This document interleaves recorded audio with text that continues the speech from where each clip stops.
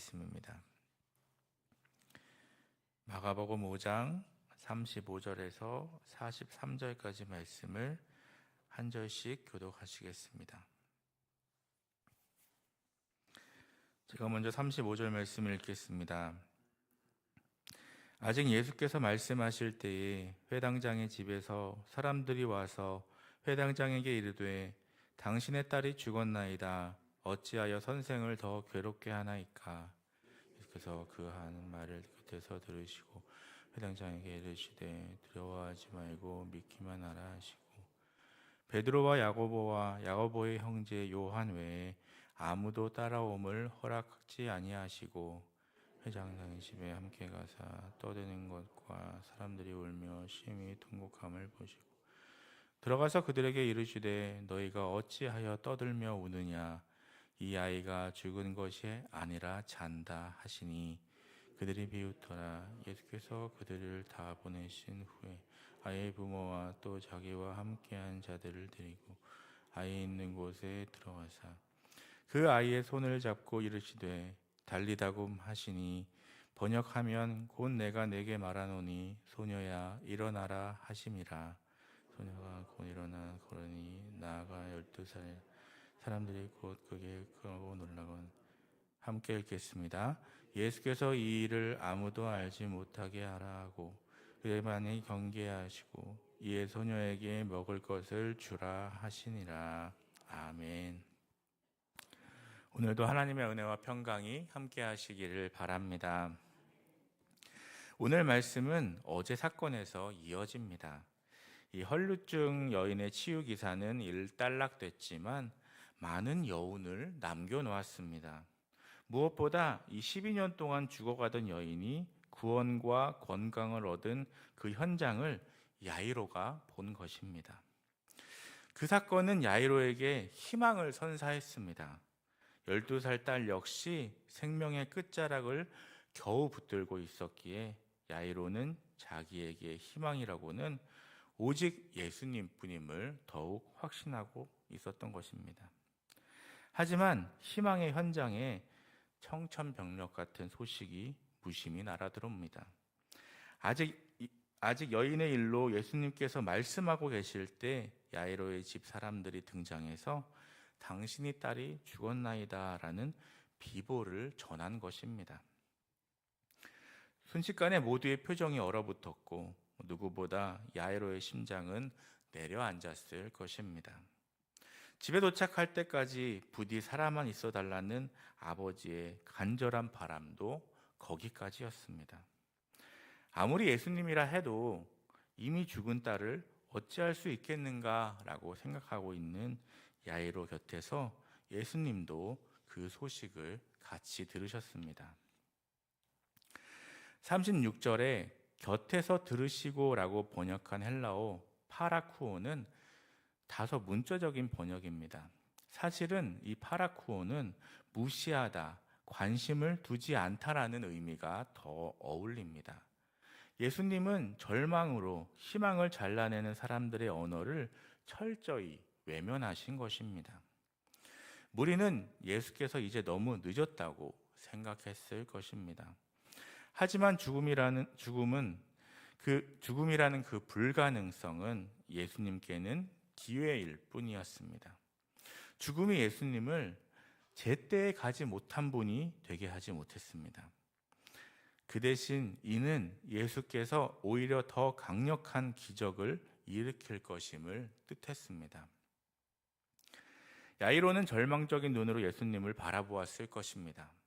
하지만 예수님은 자신의 계획이 바뀌었다는 암시를 주지 않으셨습니다. 예수님은 야이로의 집 쪽으로 발을 옮기시면서 그에게 이렇게 말씀하셨습니다. 두려워 말고 믿기만 하라. 야이로는 예수께서 자기 딸을 고치실 수 있다는 믿음으로 그분께 나아왔었습니다. 예수님은 지금 그런 야이로에게 심지어 죽음 앞에서도 그 같은 믿음으로 계속 믿으라고 말씀하시는 것입니다. 희망이 없어 보이고 두렵고 또 사람들이 이제 아무것도 할 수 있는 게 없다고 해도 예수님은 모든 희망과 약속의 원천이심을 기억해야 합니다. 성도는 사람의 불신을 무시하고 예수님만 굳게 붙잡아야 하는 것입니다. 이 모든 것을 본 무리들이 앞으로 일어날 일이 궁금해 예수님과 함께하고 싶어 하는 것은 당연한 일이었습니다. 하지만 예수님은 어떻게 해야 대중적인 사건이 되고 볼거리가 될 것인지에는 전혀 관심이 없으셨습니다. 야이로의 고통에 민감해 하신 예수님은 아무도 따라오지 못하게 하셨습니다. 그는 이 어린 소녀를 죽은 자들 가운데서 다시 일으키실 계획을 갖고 계셨습니다.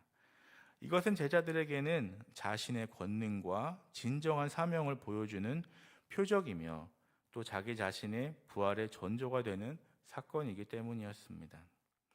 그래서 예수님은 무리를 떠나고 9 제자들을 뒤에 남겨둔 채 베드로와 야고보 그리고 야고보의 형제 요한을 데리고 야이로의 집을 갑니다. 야이로의 집안은 떠드는 자들과 심히 통곡하는 자들로 가득 차 있었습니다. 가족들은 물론이거니와 당시 장례 문화를 고려한다면 장례를 준비하도록 고용된 피리 부는 자들과 또 애곡하는 자들이었을 것입니다. 야이로가 회당장이었으며 영향력이 있었던 사람이었으므로 그 규모는 작지 않았을 것입니다.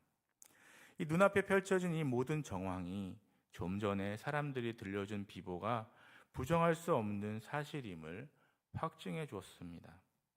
그런데 예수님은 우는 게 당연한 그들에게 우는 이유를 물으시며 그 소녀가 죽은 것이 아니라 잔다라는 황당한 말씀을 하십니다. 다시 말해 그가 죽은 것이 아니기 때문에 죽음에 어울리는 떠듦과 애곡은 필요하지 않다는 말씀이었습니다. 모두가 죽음을 인정하고 가족도 그 현실을 받아들였으며 당사자 소녀는 집안의 싸늘한 죽음으로 누워 있는데 죽지 않고 잔다 하니 누가 그 말을 믿을 수 있었겠습니까? 이 말을 들은 사람들은 일제히 비웃기 시작했습니다. 그러나 예수님은 무리의 조롱을 참으셨습니다. 이는 소망과 자신을 향한 신뢰를 지속해야 한다는 중요한 교훈을 가르치기 위함이었습니다. 오늘날 세상은 대부분 그리스도의 주장을 비웃고 복음을 듣고 비웃습니다. 그들에게는 그것이 어리석게 보이는 것입니다. 여러분의 믿음을 비웃고 있는 사람은 누구입니까? 어떤 믿음 때문에 세상이 여러분을 조롱하고 있는 것입니까? 만일 여러분의 믿음이 진실하다면 세상과 충돌하는 것은 당연합니다. 예수님께 대한 믿음과 영생을 향한 소망을 고백한 것 때문에 조롱과 무시를 당했다면 세상이 나를 보는 시선보다 하나님께서 나를 보고 기뻐하신다는 사실이 더 중요하다는 것을 기억하고 담대히 이겨내야 하겠습니다. 예수님은 어떤 주문도 외우지 않으셨고 마술적인 말도 하시지 않으셨습니다. 단지 아이 곁으로 가셔서 손을 잡으셨습니다. 예수께서 아이의 손을 잡으셨다는 사실은 그 회당장과 제자들을 놀라게 했을 것입니다. 죽은 사람이 시신을 만지면 부정해지기 때문입니다. 하지만 예수님은 이미 귀신 들린 사람과 혈루증 앓는 여인을 다루시면서 그들을 만지시고 고쳐주셨습니다. 죽은 아이를 만지신 일은 율법을 지키는 일보다 불쌍히 여기는 마음이 더 중요하다는 것을 다시 한번 확증해 주신 것입니다. 그러고 나서 예수님은 간단한 명령을 하셨습니다. 달리다굼, 소녀야 일어나라. 예수께서 소녀의 손을 잡고 명령하시자 죽은 아이가 마치 잠에서 깨어난 듯 깨어나 서서 걸었습니다. 예수께서 행하시는 치유마다 모두 온전히 이루어졌듯이 이 아이를 죽음에서 일으키신 이적도 온전히 이루어졌습니다. 소녀는 죽을 때처럼 병든 상태로 다시 살아난 것이 아니었습니다. 그녀는 다시 건강하고 온전해져서 걸을 수 있게 되었습니다.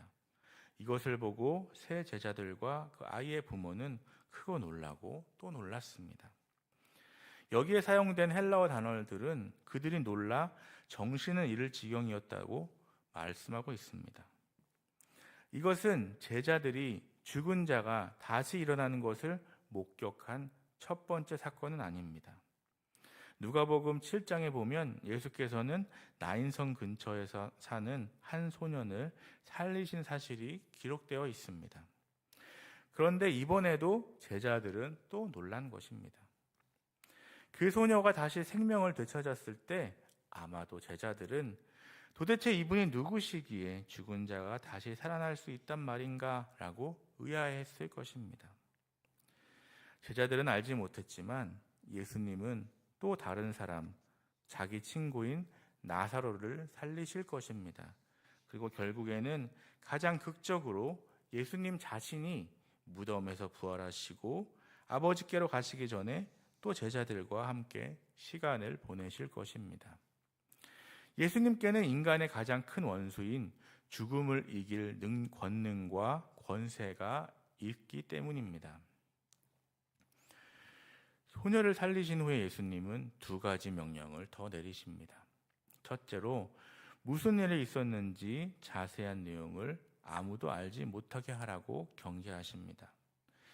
예수님의 관심은 사역이었기에 그들에게 침묵하라고 하신 것입니다.